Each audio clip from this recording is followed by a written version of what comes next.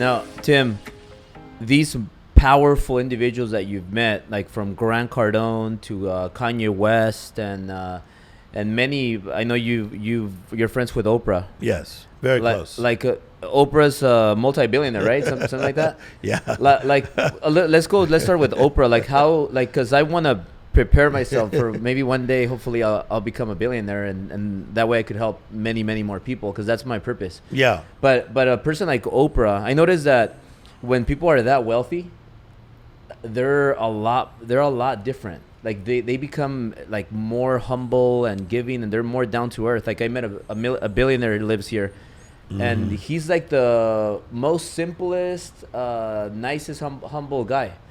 And how is Oprah? Oprah is, I would consider her a real good friend. We do a lot of projects together. We have a project that we're looking to do together, even like right now, like a real big one.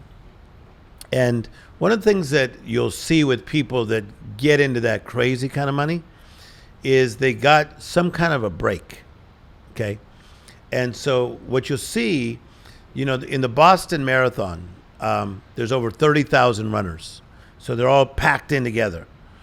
But the Kenyans are the ones that usually win the Boston Marathon. If you were to Google today, you'll see that the Kenyans from Kenya usually win the marathon. Yeah. And part of that is for several reasons. I'll tell you very quickly. One, they train going uphill.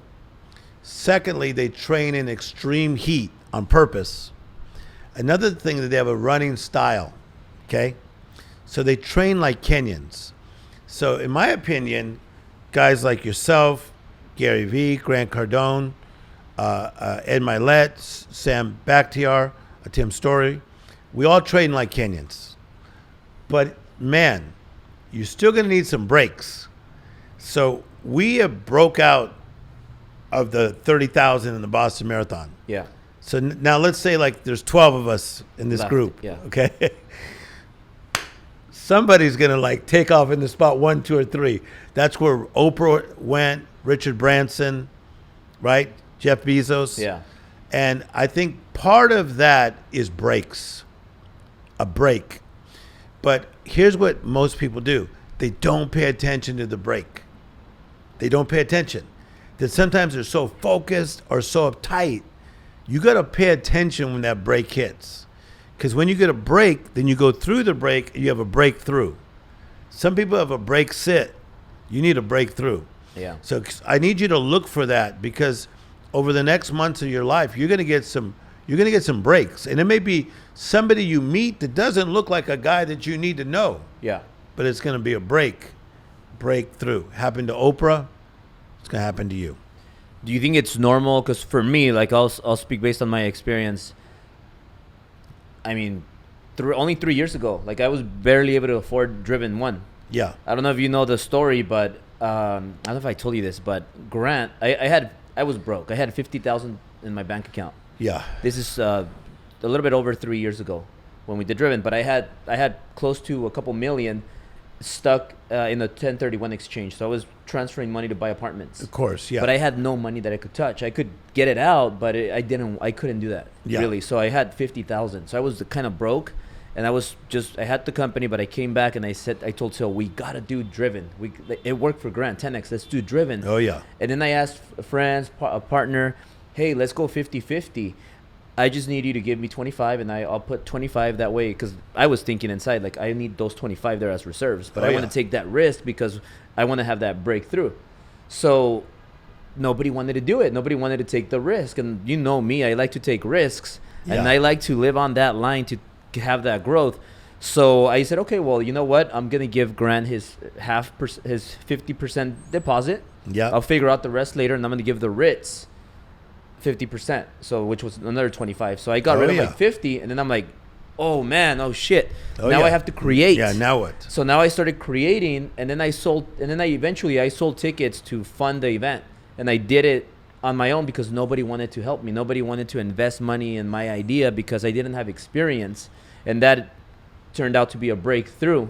Yes. But then I grew, and then I'm like, I need another breakthrough. And then I go here and take another risk and do something weird, and everybody's scared. I scare my wife like so much, and then and now it's more people, and I take another risk, and it's always like I'm always putting myself in these situations to grow.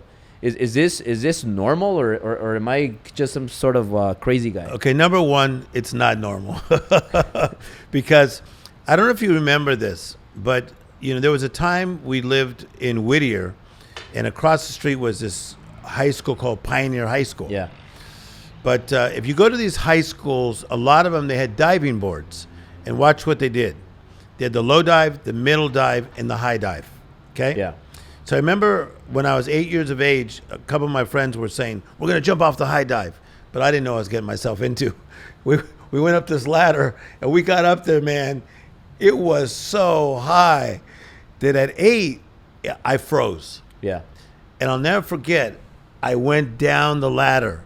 And I'll never forget them going, chicken, chicken. I mean, that was back in the day, man, to say chicken. Chicken, chicken, chicken, chicken. So I had to go all the way down from the high dive all the way down. So I hated that feeling, okay? So I think that you have had some experiences where you were at the high dive and maybe you did not jump and you didn't like the feeling. And so I think the thing that makes you not normal, not standard, not regular, uncommon, that I love about you is that you're willing to go up the ladder, look at how far it is to jump, and you still doggone jump.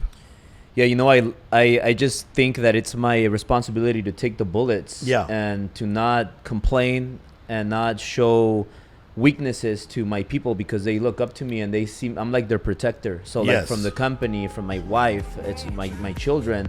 I don't want them to. I want to take on the bullets. I want to take on the fear, and I want to be the best leader I can be.